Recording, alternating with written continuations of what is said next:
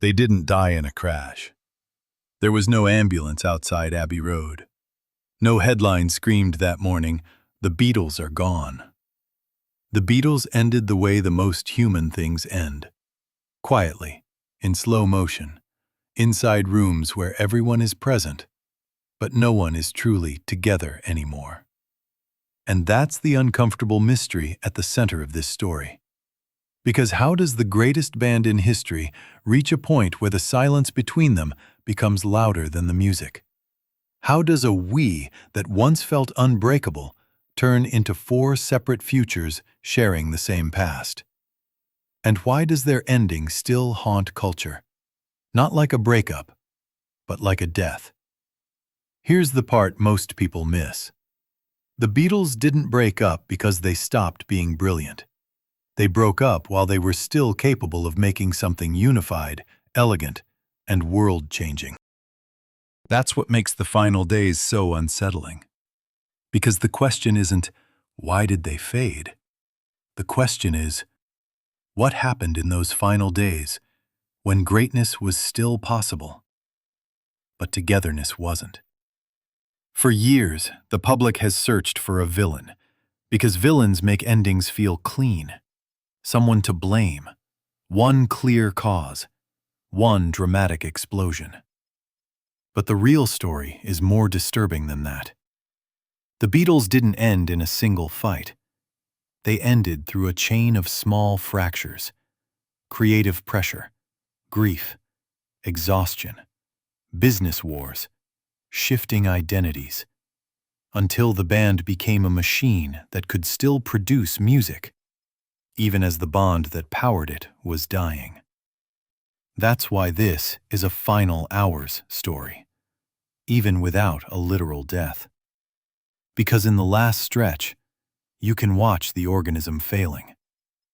Not in tabloids, not in rumor, on film, in studio audio, in body language and hesitation, in the way conversations start to sound like negotiations, in the way one member tries to steer, another resists, another quietly grows too large for his old role, and the fourth watches the temperature drop in the room.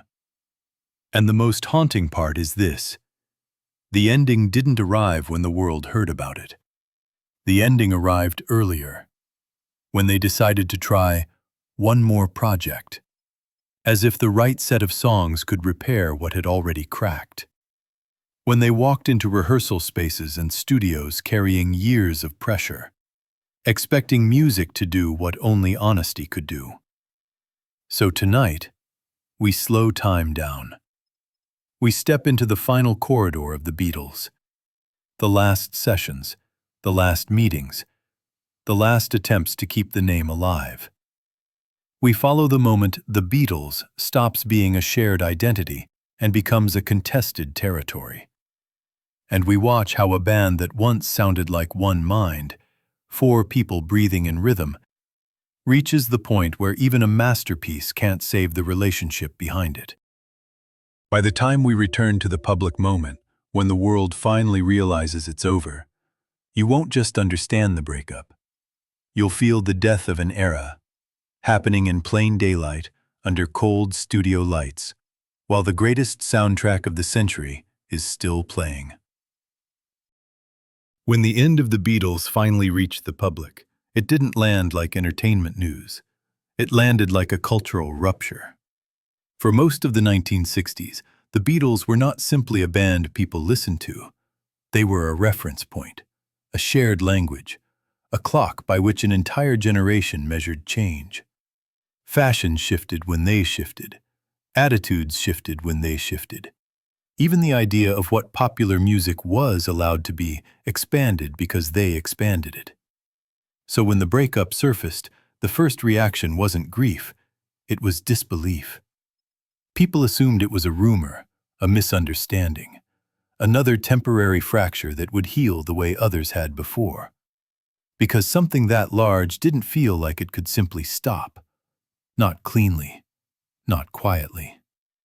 But that disbelief is exactly what made the ending so powerful. The public had been trained to see the Beatles as permanent, as a unit, as something beyond ordinary human limits. And permanence is dangerous, because it makes warning signs easier to ignore.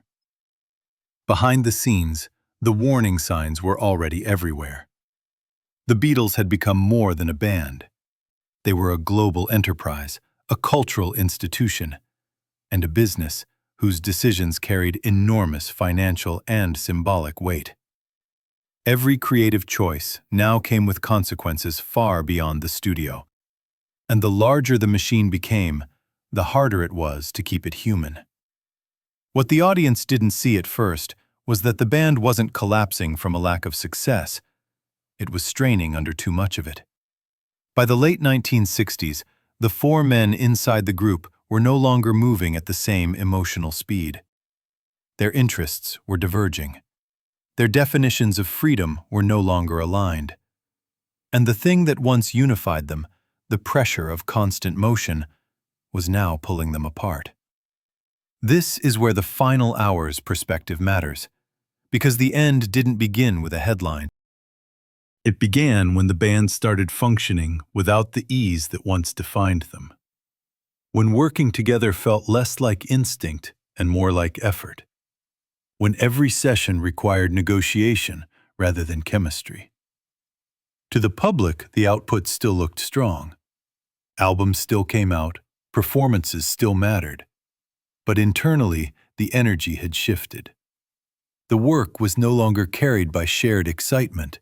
It was carried by professionalism, obligation, and the weight of expectation. And that kind of work can last for a while, but it can't last forever. The tragedy of the Beatles' ending isn't that they fought. All bands fight. The tragedy is that they fought while carrying the emotional weight of representing something larger than themselves. They weren't just protecting their own futures. They were protecting a symbol the world wasn't ready to let go of. That's why the breakup still feels unresolved decades later. Because the end of the Beatles didn't just close a chapter in music history. It forced an entire culture to confront something uncomfortable. Even the most beloved institutions are made of people, and people don't stay aligned forever. In the final days, the band wasn't asking, "Can we still make great music?" They already knew the answer was yes. They were asking something harder. Can we still live this life together? And once that question enters the room, the countdown has already begun. To understand how the Beatles reached their final days, you have to look at what quietly disappeared before the breakup was ever spoken out loud. Balance.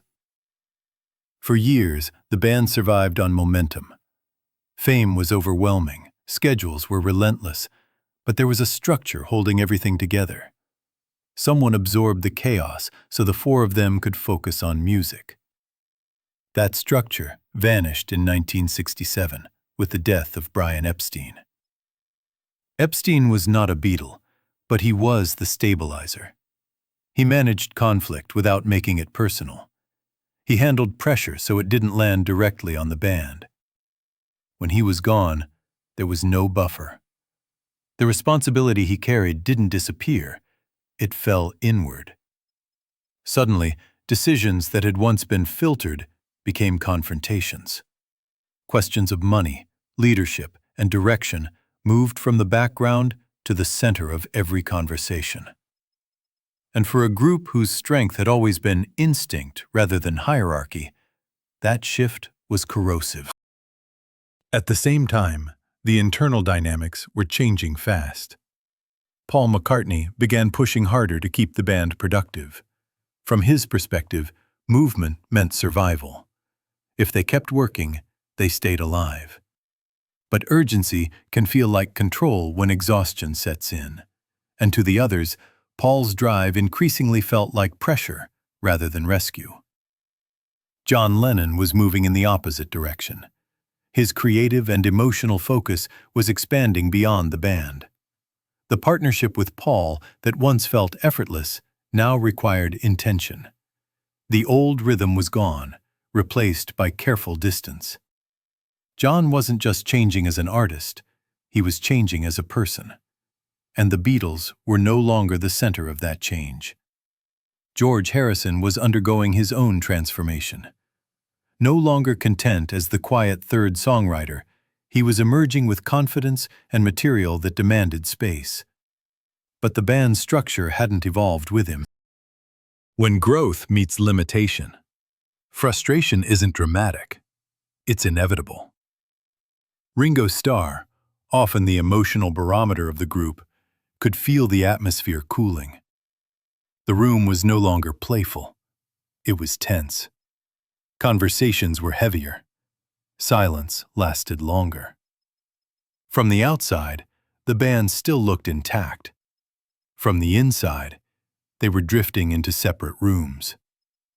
And then came the decision that defined the beginning of the end. Instead of slowing down or stepping back, the Beatles chose to go backward, returning to a stripped-down concept designed to reconnect them with who they used to be. The Get Back project was meant to reset the chemistry. Back to live performance, back to simplicity, back to being a band. But in reality, it became a stress test. Cameras captured the process in real time. Not polished performances, but raw interaction, negotiations, awkward pauses, creative clashes that no longer resolved themselves naturally. The footage didn't show a band exploding. It showed a band unraveling quietly. And then something happened that shattered the illusion of permanence. George Harrison walked out. He returned later, but the damage was done. The unthinkable had become possible. The band could continue without one of its members. The idea of immortality cracked. They finished the project. They regrouped. They carried on. But from that moment forward, the question was no longer whether the Beatles were struggling. The question was whether they could survive at all. Because once a bond proves it can break, every moment afterward is lived under that shadow. The final days were no longer approaching. They had already begun. By 1969, the Beatles were living inside a contradiction. The music could still sound unified, but the people making it were no longer moving as one. This is the phase where breakups become dangerously easy to misunderstand, because the outside world tends to look for fireworks, a screaming match, a public insult, a single moment you can point to and say, "That's when it died." But the Beatles were too experienced, too intelligent, and too aware of their own myth to let the ending be that simple. Their collapse wasn't theatrical. It was structural. After Epstein, the band had been forced to become its own leadership, its own mediator, and its own business brain. That works for a while, until the band stops feeling like art and starts feeling like governance. And governance always turns into power questions. Who decides? Who signs? Who speaks for the group? Who is trusted? Those questions tightened around one conflict that would poison the room more than any creative disagreement. Management. Paul pushed for the Eastmans, people he believed would protect them and keep the future stable. John, George, and Ringo leaned toward Alan Klein, a tough, aggressive figure who promised results. On paper, it looked like a business decision. In reality, it was a vote of trust. And when 3 members choose one path and one chooses another, the minority doesn't just lose a vote. The minority feels isolated. Every meeting feels like being outnumbered. Every discussion becomes less about what's best and more about who's controlling the future.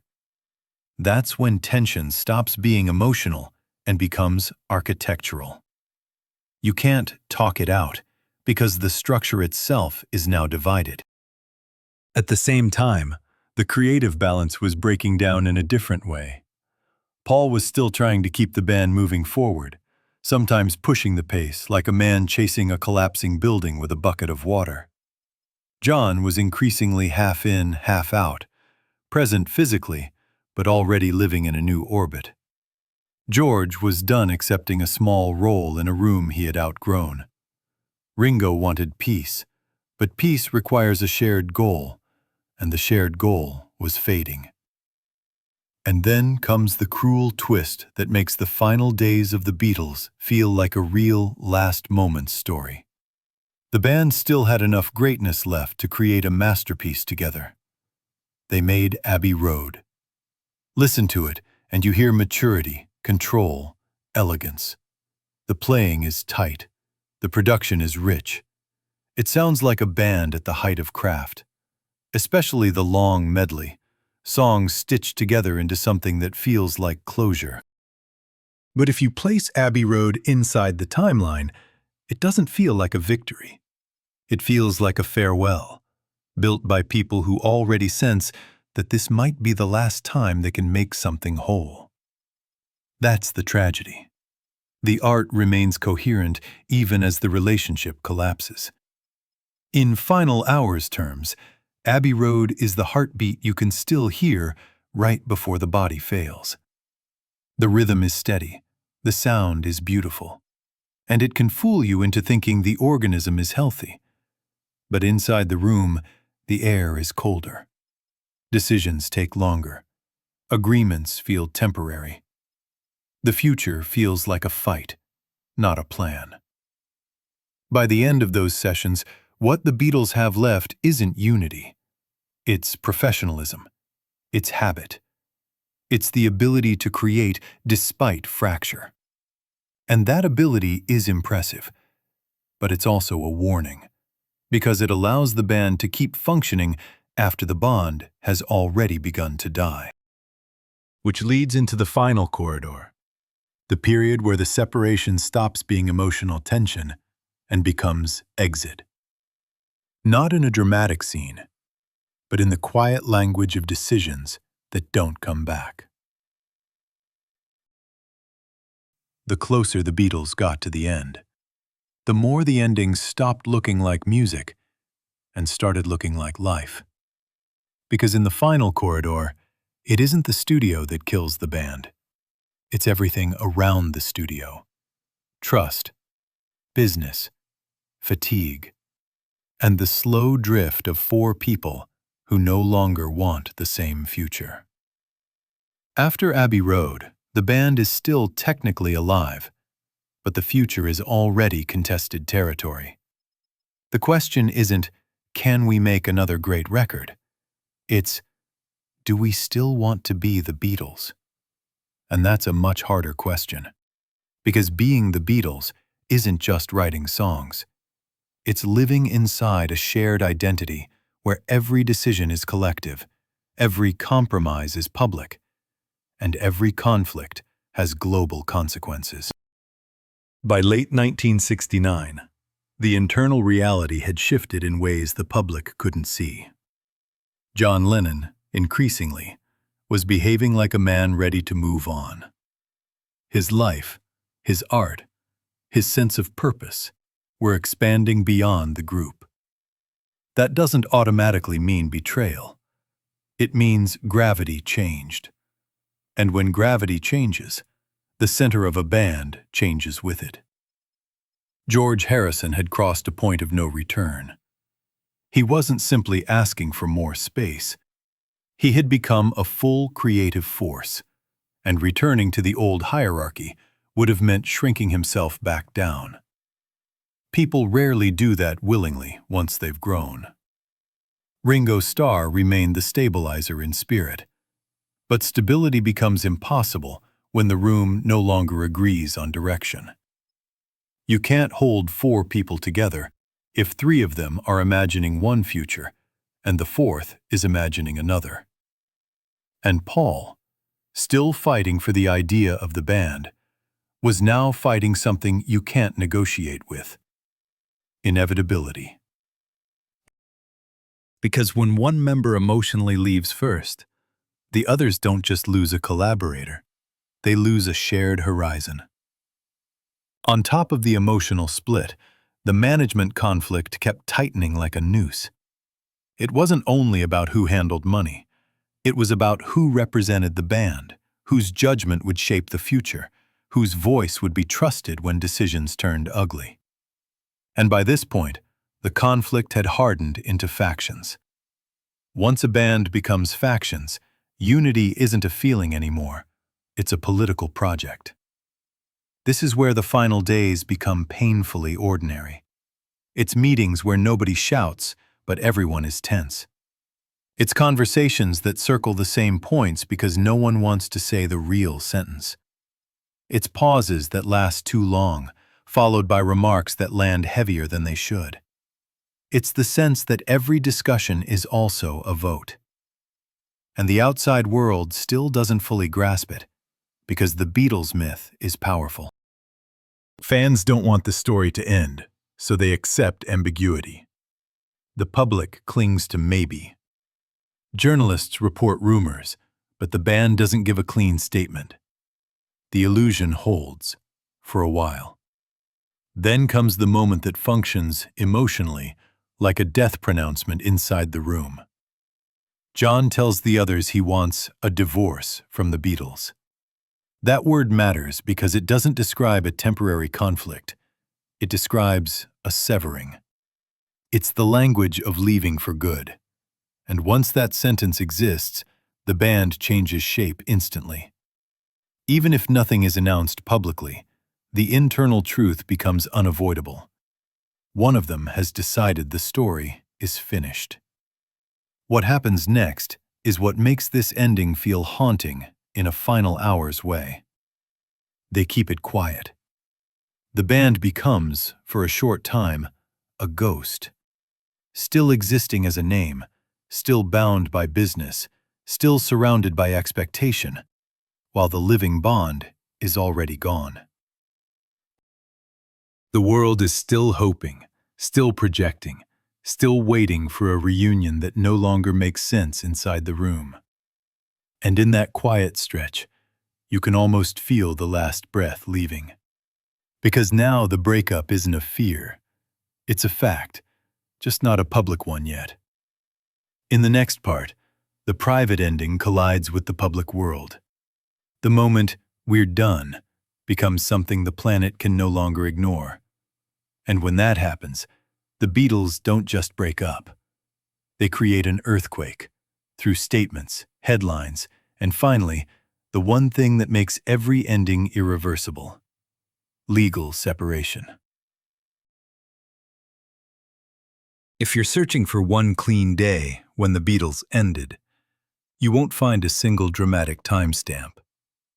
What you find instead is a band dying in layers, emotionally first, then publicly, then legally.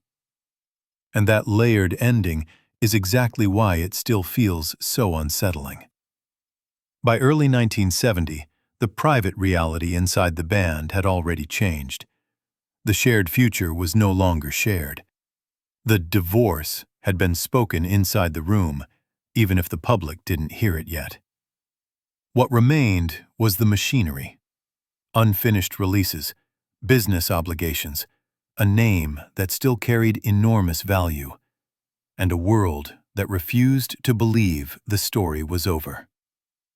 This is where the final corridor narrows. Because once a breakup exists privately, the next battle is always the same. Who controls the narrative? The Beatles had spent a decade shaping their image with extraordinary care. They were not just artists. They were a global myth. So the idea of their ending leaking out in a messy way, through competing statements, confusion, and eventually court action, tells you how fractured the alignment had become. A unified band can choose one ending. A divided band ends through competing versions of the ending. Then the public finally gets the signal it can't ignore. Paul McCartney, in the context of his solo work, effectively confirms the separation. To fans, It lands like a final blow. Not because Paul is the boss, but because Paul has been associated with trying to keep the band moving. If even Paul is saying it's over, the hope collapses. The reaction is immediate and emotional, because it isn't framed as the end of a project. It's framed as the end of a shared identity the world had built around. People don't just lose new Beatles records. They lose the feeling that something stable exists in modern culture. And inside the former band, the pain sharpens in a different way. Because now the breakup isn't just happening, it's being narrated. And narration creates resentment. If you feel someone else is telling the story of your shared life in a way that makes you look like the villain, you stop thinking like a collaborator. You start thinking like a defendant. That's when the end becomes irreversible. Paul files legal action to dissolve the Beatles' partnership. In final hours terms, this is the moment the body stops breathing. Not emotionally, that happened earlier, but structurally, legally, permanently. Once a separation becomes a court matter, it isn't just a disagreement. It's a wall. And the symbolism is brutal. 4 young men who once made music as if they shared one mind now need lawyers to untangle the very thing that made them legendary. The Beatles don't end in a studio. They end in documents, signatures, and the cold language of dissolution. This is the part that strips away the romance. Because fans want a goodbye performance. They want a final photo, a final handshake, a moment where the story closes like a film. But real endings don't always give you that. Real endings give you paperwork. Real endings give you silence. Real endings give you a last conversation that never becomes a public scene. And in the background of it all, the music remains flawless. That's the final irony. You can still play Abbey Road and hear unity in sound. Harmonies locking, arrangements flowing, the medley carrying a sense of closure. The art sounds like it's at peace, but the people behind it are not. The grace exists in the record, not in the relationship. So the final 24 hours, symbolically, is the moment the public version of the Beatles finally catches up to the private truth. The moment the world realizes the band isn't on a break. It's gone. Not with a scream, with a signature. After the end became official, the music stopped being the battlefield. The story became the battlefield. Because once the Beatles no longer existed as a living band, the world needed an explanation that could make the loss feel orderly. Fans wanted a reason. Journalists wanted a culprit. History wanted a narrative with a clean spine. And in the vacuum where the band used to be, one question kept returning like an unresolved case. Who broke up the Beatles? Some blamed John Lennon, because he had emotionally left first, because his identity was shifting fast, because he used the word divorce, and because to many people, the first person to admit the end feels like the person who caused it. Others blamed Paul McCartney, because he pushed hard, because his urgency could feel controlling, because his public confirmation made the breakup undeniable, and because lawsuits feel, to outsiders, like betrayal even when they're defensive. Others blamed business, management, Alan Klein, contracts, money. It's comforting to believe that something as cold as paperwork destroyed something as beautiful as art. It allows people to imagine the friendship was pure and the system was the villain. And then there's the hardest answer, the one people resist because it doesn't heal anything. Maybe no single person ended it. Maybe all 4 of them did, in the way people end things without meaning to, by changing in different directions, by carrying exhaustion without rest. by letting small resentments accumulate until the bond can no longer stretch. That uncomfortable maybe is why the argument never ends. Because a villain gives closure. A system gives closure. But a human ending, four people simply no longer aligned, doesn't give closure. It gives reality. After the breakup, the narrative fractures the same way the band did. Each member moves forward and, in different ways, redefines the past. Some interviews soften the edges, some harden them. Memory becomes selective, because memory always becomes selective when the past hurts. Fans choose sides. Biographers amplify certain moments. Documentaries reinterpret footage. Every generation inherits the same mystery and retells it in its own language. And through all of it, one thing remains true. Nothing anyone says can restore what was lost. No explanation brings the band back. No argument revives the we. That's why the breakup still feels unresolved decades later. The wound doesn't close because the symbol was too big. The Beatles weren't just four careers. They were a shared emotional space. When that space collapsed, people didn't just lose music. They lost a sense of permanence in culture. But here is where the Final Hours lens gives you a different kind of ending. Not closure, but meaning. Because the absence becomes the proof. The Beatles never fully reunite as a functioning band, and that absence is what preserves them as myth. It freezes the story at its peak. It turns the legacy into something almost untouchable. Their catalog becomes the place where the band still exists, perfectly aligned in sound, even if the people themselves couldn't remain aligned in life. And the legacy is enormous. The songwriting changed the structure of popular music. The albums became templates. The cultural ripple is still visible decades later in genres that didn't even exist when they started. Their influence outlived their conflict, which is rare. Most breakups damaged the art. This one, in a strange way, polished it. Because the ending forced the world to hear their work as a complete era, a finished body of meaning. Still, the human cost doesn't disappear. Listen to their late music after you understand the final days, and you hear something deeper than nostalgia. You hear tension turned into harmony. You hear genius working under strain. You hear beauty that sounds effortless, even when it wasn't. And that leads to the real unresolved question this story leaves behind. Not who ended the Beatles, but what does it mean that they couldn't stay? Because if the greatest band in history couldn't stay, then no partnership is immortal. No myth can protect people from time. No success can stop identities from shifting. The Beatles' ending doesn't reduce their greatness. It humanizes it. And that human truth is exactly what makes their final days feel like a tragedy rather than a gossip story.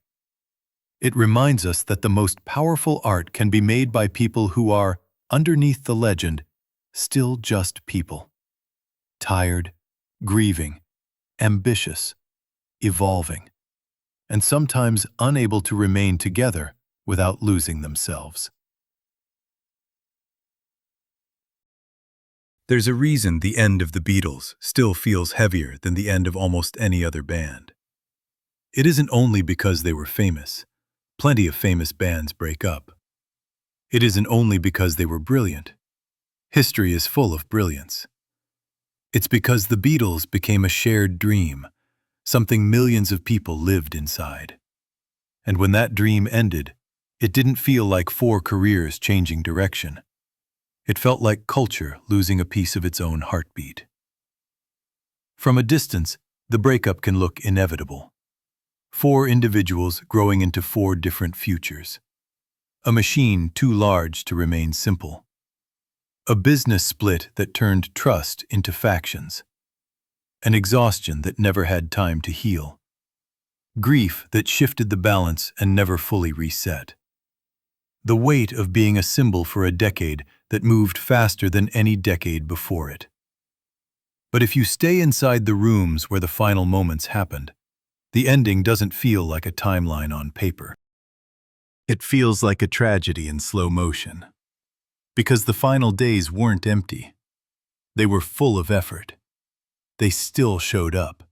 They still played. They still tried to build something coherent out of a room that was losing its shared pulse.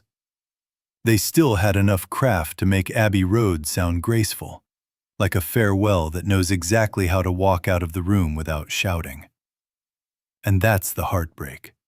The music could still hold together even when the people couldn't. So what really died in the final hours? Not the songs, not the talent, not the influence. What died was a particular kind of togetherness, the rare chemistry where four lives become one voice, where conflict turns into creation, where the whole becomes greater than its parts. That kind of togetherness is fragile, and the larger the world makes it, the more fragile it becomes.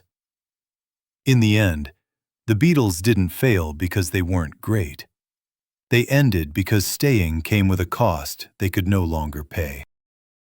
And in that choice, painful, unromantic, irreversible, there's a truth that's hard to accept, but impossible to ignore. Even the most legendary bond can reach a point where preserving the self requires letting the we die.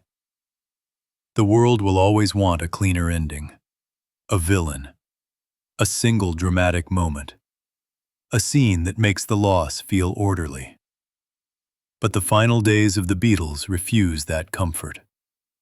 They show the quieter kind of ending, the one that happens in meetings, in trust decisions, in silences that last too long, in signatures that feel colder than any argument. And maybe that's why this story still matters, because it isn't only about the death of a band. It's about what happens when time, pressure, and identity change people faster than a shared dream can adapt. It's about how greatness doesn't guarantee permanence. It's about how even miracles have limits.